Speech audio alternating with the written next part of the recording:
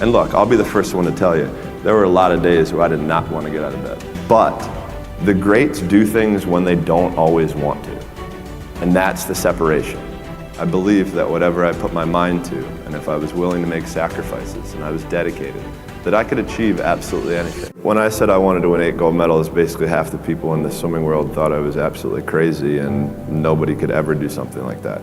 But for me, I was somebody who believed in it and somebody who believed in the process of getting there. I knew it wasn't going to happen overnight, like I said before, but every little small thing that we did was a small stepping stone in order to even be able to have that chance and that opportunity to do what I did in 2008. So, when I say from 2002 to 2008 was basically trial and error. So for me, in 2002, that's really when I started amping up my event schedule, where I was swimming 4 to 5 individual events and having a couple relays at Pan Pacs, World Championships, major international competitions throughout that time frame. Because at that time, at the Olympic Games, that's where I think the real truth comes out. Because I think there are a lot of people who are very talented who can make it there. There are very few people who can deal with the pressure and the stress that happens when we're there.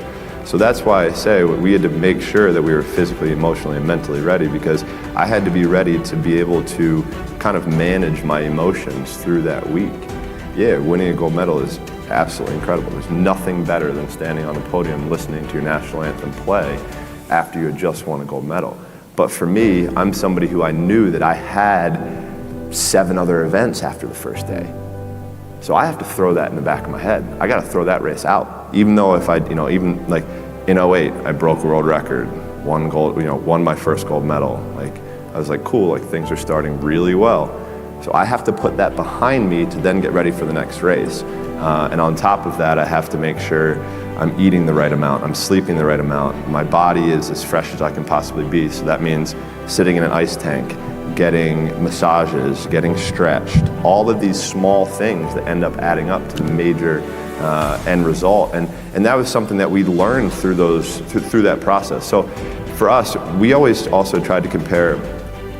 Every day is a new challenge, right? Every day is a challenge, is a day that we can prepare ourselves even more.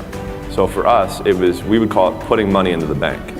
So at the end of the year, when we had a major international competition, we could withdraw that money that we had saved throughout the year. And look, I'll be the first one to tell you, there were a lot of days where I did not want to get out of bed.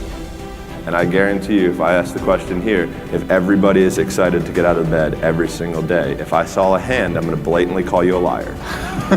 Because we all know that is far from the truth. But if you have those little small goals, those little small things that get you excited when you don't want to, it's going to make it even better and even easier at the end when you're getting ready for a presentation or the end of the year or this or that, whatever event you're leading up to. It's going to make it so much easier. And I think if you look at the greats in anything in any walk of life, the greats do things when they don't always want to. And that's the separation. For me, that's what I've found. Because I can sure as hell tell you that there were days where I hated my coach. There were days where we got in fights, we got in arguments, we couldn't stand what we were doing. I would do things purposely to piss him off, but that's a different story.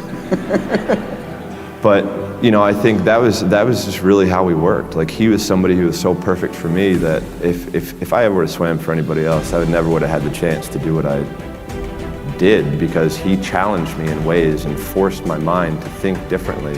For me as a kid growing up, I'm huge into music, and music is a big part of my life. And I'm a huge Biggie Smalls fan, and he wrote a song called "The Sky Is the Limit."